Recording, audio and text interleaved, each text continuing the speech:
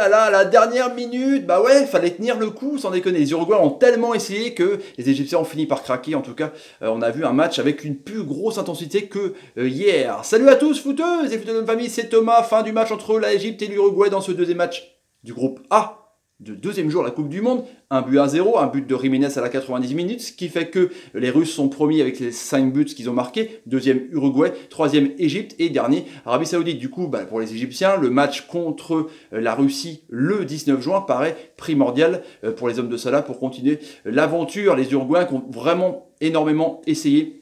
14 tirs pour la Céleste et 7 tirs pour les Pharaons. Du coup, on voit que l'équipe qui a tenté le plus a gagné. Parce que le gardien El Shanaoui a fait un match de dingue, 4 arrêts de haute volée. Du coup, il a retardé l'échéance jusqu'à la fin. Ça a failli tenir, en tout cas pour les Égyptiens, parce que l'équipe quand même d'Uruguay, elle est quand même assez costaud avec donc devant évidemment les deux monstres, hein, Cavani, le meilleur buteur des qualifications, Suarez, un mec qui ne marque pratiquement jamais moins de 25 buts, hein, donc c'est assez incroyable. Godin, Jiménez dans l'axe, Varela, Caceres, c'est assez énorme. Betancourt, Vecino.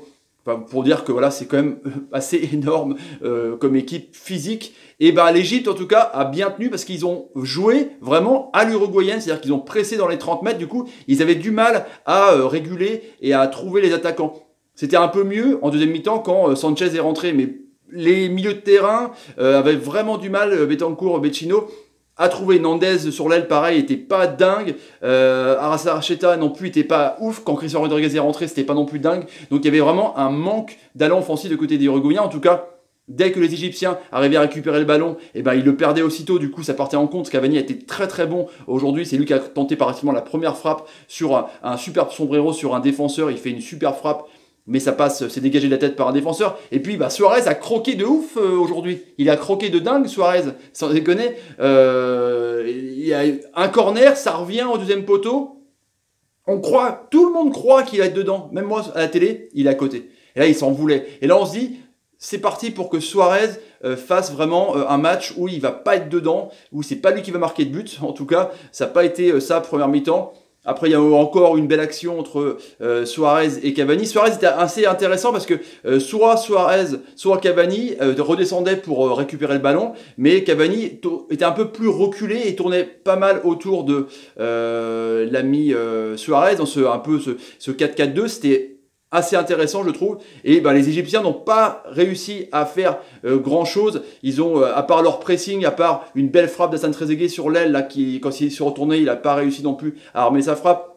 Mossen devant était un peu esselé. Il y a eu des bons coups francs. Il y a eu pas mal de coups de pied arrêtés. Mais je vous dis, la possession de balle était de 56 pour l'Uruguay et 44 en première mi-temps. C'est redescendu à 42-58. En tout cas, les Égyptiens de la 25e à la 45e minute ont effectué un pressing de fou.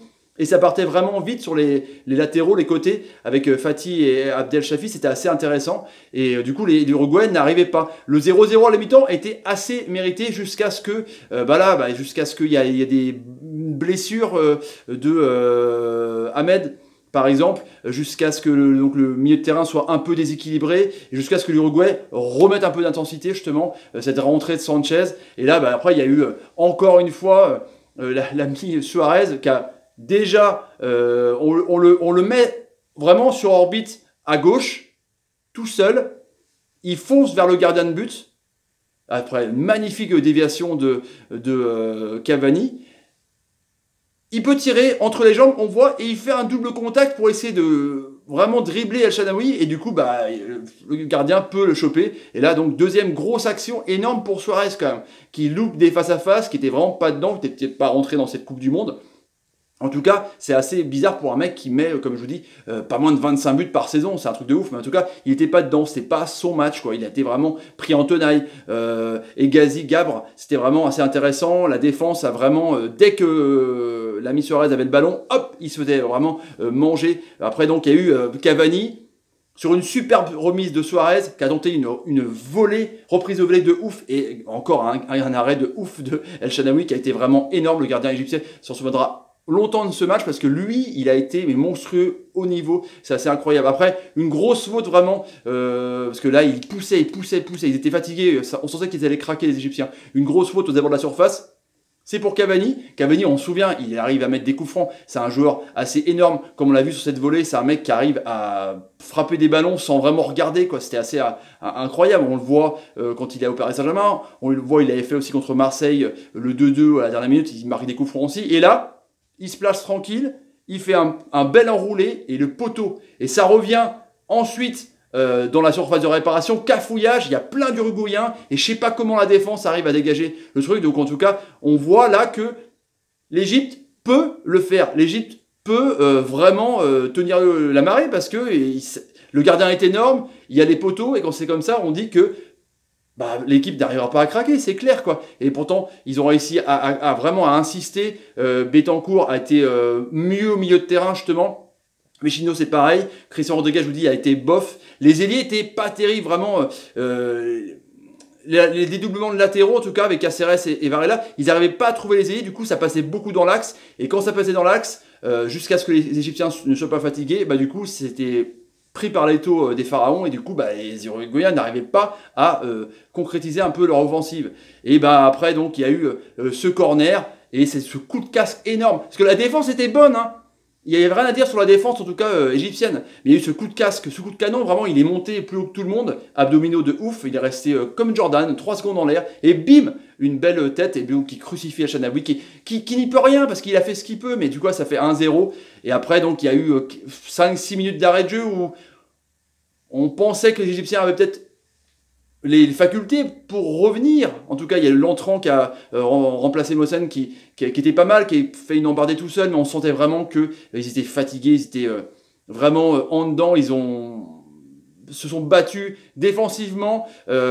Sur le contre, ils ont été pas mal dans la possession de balle, mais ils ont vraiment tellement montré l'intensité pour essayer de résister au physique quand même, parce que tu te tapais quand même Godin, Jiménez dans l'axe central quand tu es attaquant, te taper Cavani, Suarez quand tu es défenseur, c'est quand même fatigant. Surtout que tu n'avais pas ton factor X, tu n'avais pas Salah qui était là. Et du coup, voilà, ça s'est fini comme ça. En plus, Suarez après a fait du Suarez. Hein, il a sur un contact pour garder vraiment le ballon. Il a fait du Suarez, il est tombé. Donc, il y a eu un carton jaune, ça s'est arrêté comme ça. Du coup, belle victoire de l'Uruguay, comme on le sait, qui ne gagne pas non plus toujours avec des scores pharaoniques, c'est le cas de le dire, 5-6-0. Du coup, c'est 1-0. Il rentre bien dans la compétition. On voit que Suarez, il faudra peut-être qu'il commence à travailler devant le but, parce qu'il aurait pu marquer au moins 1 ou 2 buts. Cavani est vraiment au niveau, il est impressionnant dans la déviation, impressionnant toujours dans cette faculté à tirer tout de suite sans réfléchir, vraiment comme un numéro 9 qu'on demande. Et puis du côté égyptien, El Shaarawy c'est exceptionnel franchement. J'ai beaucoup aimé Hassan Trezeguet, donc en l'hommage à David Trezeguet, le goléador français. J'ai beaucoup aimé donc cet ailier qui était assez intéressant, assez vif, assez technique, c'était bien. Et évidemment, Saïd en numéro 10, c'était pas mal. Il était un peu trop loin de son attaquant de pointe, mais il était assez intéressant. En tout cas, on voit que l'Égypte, sans Salah, peut avoir vraiment une assise défensive. Et peut-être qu'avec Salah, contre la Russie, ils pourront le faire. Voilà les amis pour le débrief de ce Égypte-Uruguay. Si vous avez envie de vous abonner à la chaîne, si vous aimez, tapez sur ma ganache, ouais carrément, mettez des pouces quand par exemple, quand Cavani vous fait une super passe comme ça, direct paf, et vous faites une volée derrière, vous faites merci Eddy, c'est cool, mettez des commentaires sur ce que vous pensez du match, et partagez la vidéo, c'est Nerf la guerre sur YouTube pour me soutenir, c'est comme ça, et je vous laisse les amis, salut, à tout à l'heure pour Maroc-Iran, salut, intensité de fou, intensité de dingue.